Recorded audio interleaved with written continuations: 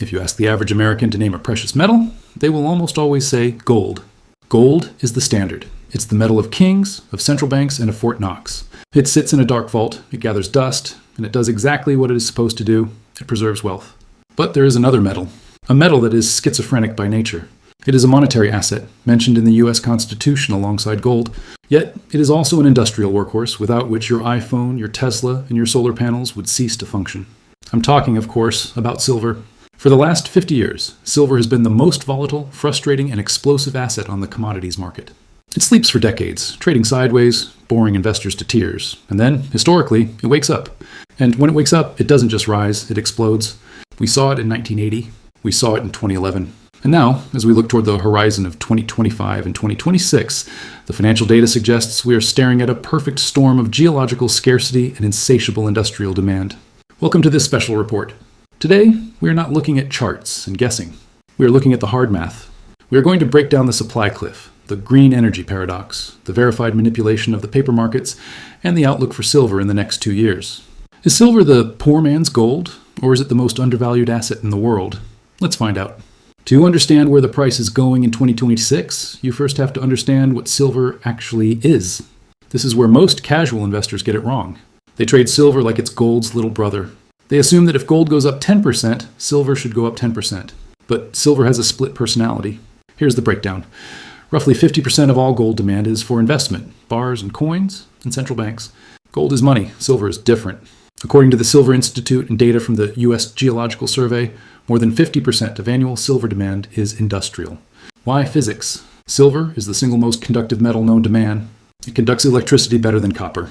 It conducts heat better than gold. It is the most reflective metal on the periodic table.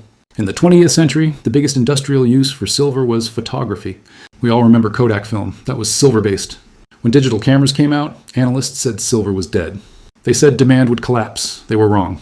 As we head into 2025, we have replaced photography with something much more hungry for metal: the green energy transition and the digital revolution.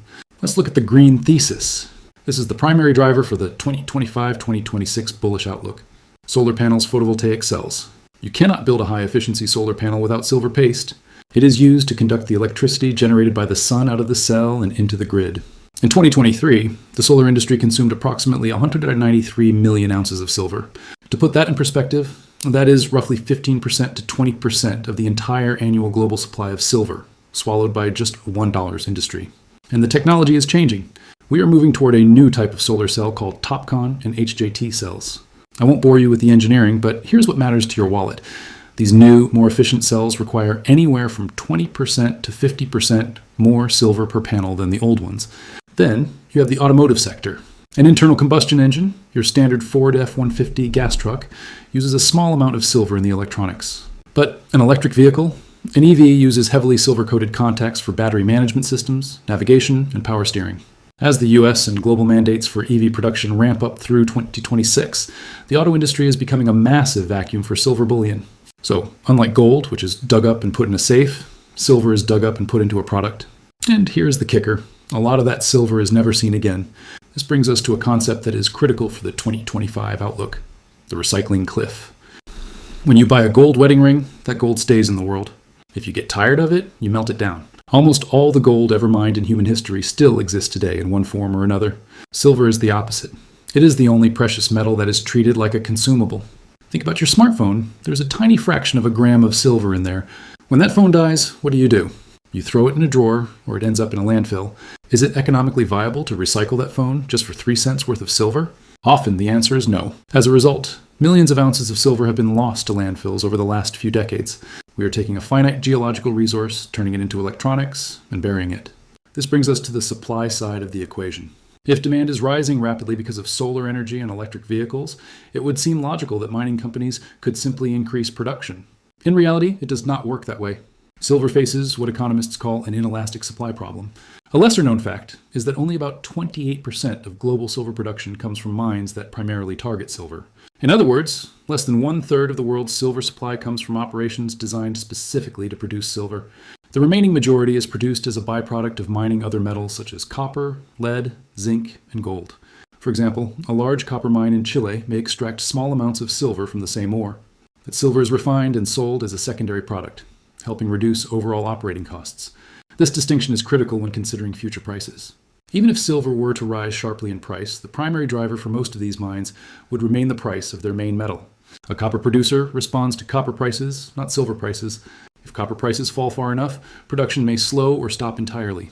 When that happens, silver supply declines as well, regardless of how strong silver demand may be. This is why silver supply does not respond quickly to higher prices. New mines cannot be developed overnight. The process of permitting, financing, and constructing a new mining operation often takes close to 10 years. In recent years, silver demand has exceeded supply. For 3 consecutive years, global consumption outpaced production, leading to a steady reduction in above-ground inventories. Stockpiles held in major financial centers have gradually declined as more metal has been drawn into industrial use. Now, let's turn to the financial side of the market. If physical silver is becoming more difficult to source, why has the price remained relatively stable instead of rising dramatically? The answer lies in the futures market. In the United States, silver prices are largely determined through futures contracts, which are agreements to buy or sell silver at a future date. On many days, the trading volume of these contracts exceeds the total amount of physical silver produced worldwide in an entire year. This system has functioned for decades, but it has also drawn regulatory scrutiny. In 2020, U.S. authorities concluded investigations into certain trading practices within the precious metals futures market. A major financial institution reached a settlement related to improper trading behavior, including practices that involve placing and canceling large orders to influence market pricing. These events highlighted the difference between paper trading activity and the availability of physical metal. Looking ahead, some analysts believe growing industrial demand may place additional pressure on this structure. As solar manufacturing and other technologies require increasing quantities of silver, securing physical supply could become more challenging. If large end users seek physical delivery rather than cash settlement, the system may face tighter conditions. Monetary policy adds another layer to the outlook. Silver has historically shown an inverse relationship with the US dollar. Periods of dollar weakness have often coincided with stronger precious metals prices. At the same time, the United States continues to manage rising national debt levels, with interest costs becoming a larger component of federal spending. Many economists anticipate that future monetary policy may lean toward lower interest rates or increased liquidity to manage these pressures. In such environments, tangible assets have historically attracted greater attention. This creates a situation where industrial demand and monetary demand may strengthen at the same time. While history never follows an identical path, previous cycles offer useful context. Silver has approached the $50 level twice in modern history, during periods marked by inflation concerns, speculative activity, and shifting monetary conditions. Those episodes remain important reference points for understanding potential risks and opportunities in the years ahead. This suggests that while we might see volatility, the floor price of silver, the price below which it cannot stay, is moving higher and higher. There is one more metric we need to cover. If you are an American investor looking for value, you need to watch the gold to silver ratio. This is simply the price of gold divided by the price of silver. It tells you how many ounces of silver it takes to buy 1 ounce of gold. Geologically, in the Earth's crust, the ratio is about 16 to 1. For every ounce of gold we find roughly 16 to 19 ounces of silver. Historically, in the Roman Empire and early United States, the monetary ratio was set at around 15 to 1. But today, in recent years, that ratio has blown out. It is traded anywhere from 75 to 1 up to 90 to 1. During the COVID crash of March 2020, it hit an all-time high of over 110 to 1. What does this mean? It means that, relative to gold, silver is historically cheap. If the ratio were to return to its 20th century average of roughly 50 to 1, and gold stays exactly where it is, the price of silver would have to nearly double. Many hedge funds trade this ratio. When the gap gets too wide, they sell gold and buy silver. As we head into 2025, if gold continues to break all-time highs, which it has been doing, it inevitably drags silver up with it. Silver is like gold's erratic rubber band. It stretches and stretches, lagging behind, until it snaps back with violence. So let's synthesize all this data into an outlook for the next 24 months. We have 3 major pillars supporting the bull case for silver. Pillar number 1 is the green squeeze. Global governments, including the US, are committed to net zero targets. This requires billions of solar panels and millions of EVs. This demand is non-negotiable and politically mandated. This creates a rising floor for demand that did not exist in 1980 or 2011. Pillar number 2 is the supply deficit. Mines are aging, ore grades are falling. We are not finding new massive deposits. Because of the byproduct nature of silver mining, we cannot easily ramp up production. The deficits of 2022 and 2023 are projected to continue into 2025. You cannot consume what does not exist. Eventually, price has to rise to unlock new supply. Pillar number 3 is the macroeconomic pivot.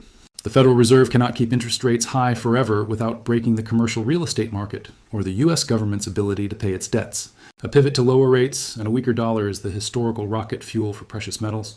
However, we must also look at the risks. If we enter a deep global recession in 2025, industrial demand could drop. If people stop buying electronics and factories stop building solar farms because the economy has tanked, silver will take a hit. Remember, it is half industrial. A recession hurts the industrial half, even if it helps the monetary half. But many analysts argue that green infrastructure spending will be the government's way out of a recession, printing money to build solar farms, which would be doubly bullish for silver. So what is the verdict? Silver remains one of the most asymmetric bets in the financial world. It is an asset that is currently trading at less than 60% of its all-time high from 1980. Think about that. What other asset is cheaper today in nominal dollars than it was 45 years ago?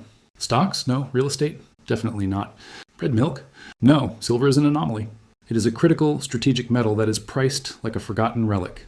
As we move into 2025 and 2026, the physics of the market are tightening. The stockpiles are draining, the solar demands are increasing, and the printing presses at the central banks remain warm. Milton Friedman, the great American economist, once said, "The major monetary metal in history is silver, not gold." Well, for the last century, we forgot that. But in the next 2 years, as the world scrambles for energy independence and financial stability, we might just remember. Will we finally break the $50 curse? The math says it's possible. The history says it will be a wild ride. But one thing is for certain. Silver is no longer just a shiny rock. It is the raw material of the future.